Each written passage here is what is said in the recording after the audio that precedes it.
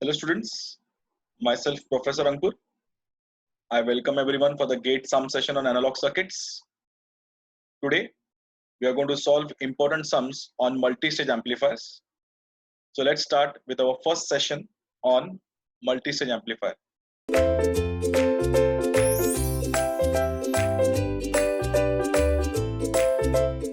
So this question is from the GATE 1987 paper. It has come for 1 mark. Let's have a look at the question. The question says the configuration of the cascade amplifier is, so we have to look at the circuitry. So this is circuitry is option A CEC, option B CECB, option C CCCB, option D CCCC. So if you look at the diagram carefully, there are two transistors Q1 and Q2. For the first transistor, input is given to the base and the emitter is bypassed with the help of capacitor CE. So output will be from collector. So the lower section of the circuitry will be common emitter configuration. When you look at the top section of the circuitry for transistor Q2, the base terminal will get shorted to ground under AC, implies the transistor will have emitter as input terminal and collector as output terminal. So the top section will work like a common base configuration. So overall the configuration will be CECB. So the solution is very simple. Since it's a cascade amplifier configuration, it will be using CECB logic. So if it is CECB logic, then the answer is answer B. Next question. It is from the GATE 1988 paper. Let's have a look at the question. The question is, each transistor in the Darlington pair shown below has HFE equal to 100. The overall HFE of the composite transistor neglecting leakage currents is. So here we need to understand that this is a Darlington configuration where two transistors are being used and the beta for each of the transistor is 100. So we are supposed to find the composite beta for the Darlington pair. So for this, we need to understand small things. There are two transistors by the name Q1 and Q2. So for the first transistor, which is the base terminal connected to the base 1 of the first transistor, we can define the notations in terms of current. We can go for the current relation. So when we start with the solution, we can say emitter current 2 is going to be 1 plus beta times the base current 2. So emitter current 2 is basically 1 plus beta times base current 2, and emitter current 1 is same as base current 2. So with that logic, if emitter current 1 is same as base current 2, emitter current 1 is actually having a relation 1 plus beta times IB1. So automatically emitter current 2 will become 1 plus beta into 1 plus beta times IB1. Also IC1 is beta times IB1, IC2 is beta times IB2, and the total collector current is addition of the two collector currents IC1 and IC2. So since IC is IC1 plus IC2, it will be equal to beta times IB1 plus beta times IB2. So now we are aware that IB2 is same as IE1 and IE1 can be replaced by 1 plus beta times IB1. Hence the equation for IC becomes beta IB1 plus beta into 1 plus beta times IB1. I can take beta IB common. We are left out with the parameter 2 plus beta in the bracket.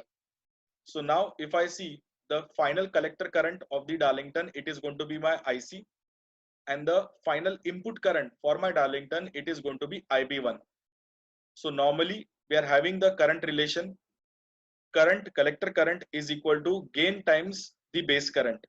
So the gain here will be beta into 2 plus beta. So hence we can say that the overall beta of the Darlington configuration will be beta into 2 plus beta. Putting the value of beta as 100, we are getting the answer 10,200. Implies the correct answer for this question is option D, 10,200. Let's take the next question. The next question is from the GATE 1988 EC paper. Let's have a look at the question. So the question is, The amplifier circuitry shown below uses a composite transistor of a MOSFET and bipolar in cascade. So let's have a look at a diagram. So this is a diagram. If you observe carefully, there is a MOSFET and a PNP transistor connected in cascade logic. All the capacitances are large. GM of the MOSFET is 2 milliampere per volt and HFE of the bipolar is 99. The overall transconductance GM of the composite transistor is. So if you observe, we are trying to define a new transistor which is basically a composition of a MOSFET and a PNP transistor. So for that, we need to understand few things. So let's have a look at this circuitry carefully. This circuitry is corresponding to the equivalent circuitry under AC behavior for the MOSFET and the device. If you observe carefully, you can observe the equivalent of a MOSFET represented as gate drain source with input port VGS open port, drain current ID is GMVGS. And since the other transistor is basically a PNP times BJT, so since it's a PNP type BJT, you will see the effect of model between emitter and base using the RE model gives you RE, and the collector current IC is defined as alpha times IC.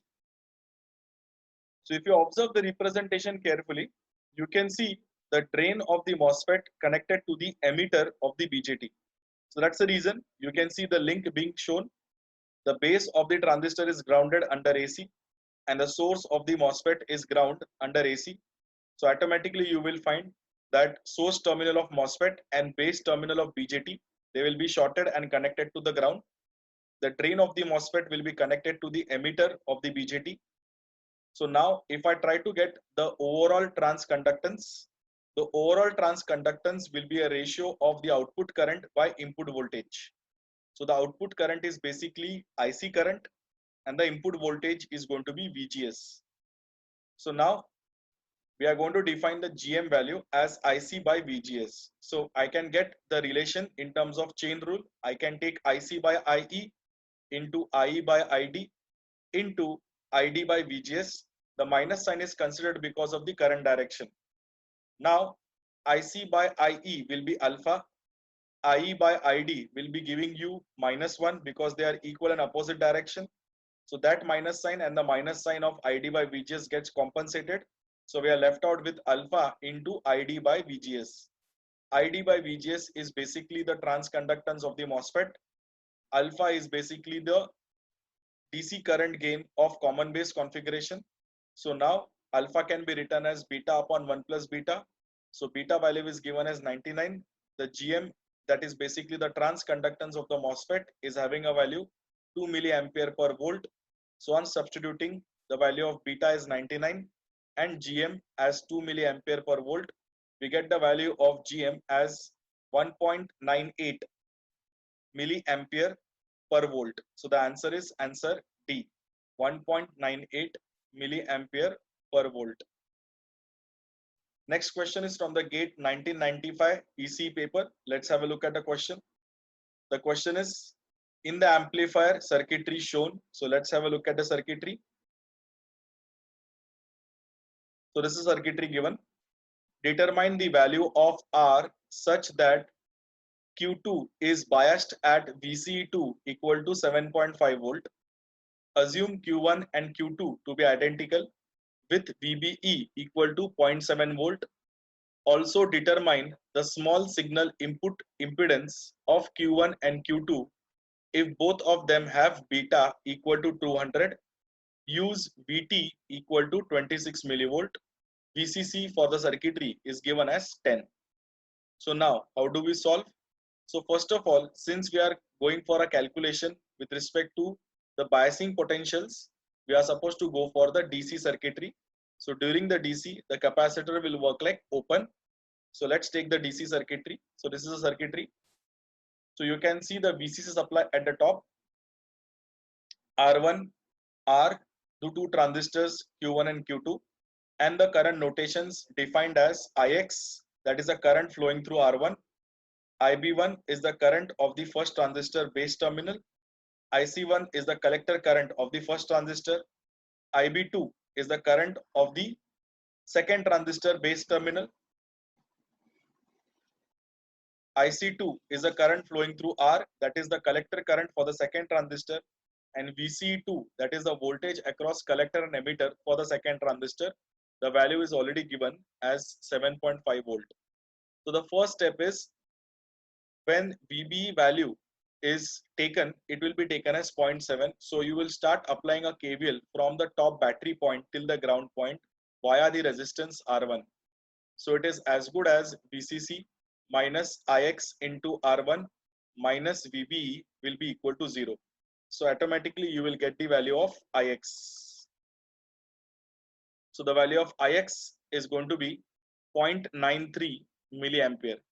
Now what is basically Ix? Ix is basic composition of three currents, IC1, IB1 and IB2. Now since both the transistors Q1 and Q2 are identical and they are biased to the same potential, automatically both base currents will be same. And that's the reason you will find IC1 plus IB1 plus IB2 finally can be written as 2 plus beta times IB2, where IC1 can be written as beta times IB1. So solving this, you will get the value of IB2 as 4.6 microampere. So once you get the value of IB2 as 4.6 microampere, you will get the value of IC2, which is beta times IB2. So the value of beta is 200. You multiply 4.6 micro by 200. You will get the value of IC2 as 0.92 milliampere. This current is basic current flowing through the resistance R, which is having R is having the top node at VCC and the bottom node at VCE2. So automatically the value of R can be taken as VCC minus VCE2 by IC2. So automatically the value of VCC can be taken as 10, VC2 as 7.5, IC2 as 0.92 milli. Substituting it, you will get the value as 2.717 kilo ohm. So the first part of the question was asking us to determine the value of R. The value of R is going to be 2.717 kilo ohm. Now the second thing we need to understand here is, since both the transistors are biased at the same base potential, though both transistors will have same base current, implies they will have the same collector current, also implies they will have the same emitter current. So now you can take IE1 equal to IE2 equal to 0.925 milliampere. So now we can get small re. Small re is basically 26 millivolts by IEQ. So 26 millivolt is the value of thermal voltage. IEQ is going to be my emitter current, which is 0.925 milliampere. Substituting, you will get the value of small re as 28.1 ohm. Now to get the effective input impedance of the first and the second transistor, we need to go for the AC equivalent. So if you can see the third figure, it will be the AC equivalent. So whenever you find the input impedance between the input point and ground, the voltage sources are being shorted. So since we are going for shorting of input voltage source VI, because it is as good as calculation of Thevenin's equivalent resistance, it is just a methodology that whenever you find the resistance, the voltage source have to be shorted. So automatically the RS point will get shorted to the ground point. So since RS will be shorted to the ground point between the base of the first transistor and the ground point, from the left hand side the contributor will be RS, and from the right hand side we are having contributors R pi 1, R1 and R pi 2. We are assuming that the RO value is very high. So automatically the contributors will be left hand side it will be RS, and from the right hand side it will be R pi 1 parallel with R1 parallel with R pi 2. So the whole thing comes in now parallel with RS. So if you observe carefully, the total resistance for the first transistor is going to be RS in parallel with R pi 1 in parallel with R1 in parallel with R pi 2. This is all because you are trying to measure the impedance between the input point and the ground point.